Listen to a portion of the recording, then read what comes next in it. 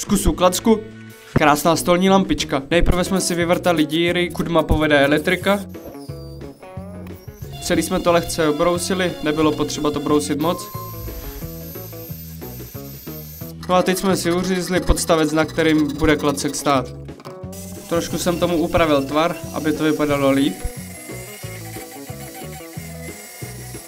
Vyvrtali díru, kterou připevníme klacek k podstavci. Samozřejmě i podstavec jsme poctivě přebrousili. No a taky všechno natřeli.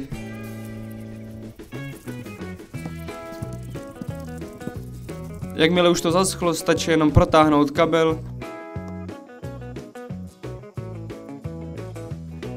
Zapojit elektriku, modrej na modrej, hnědej na hnědej.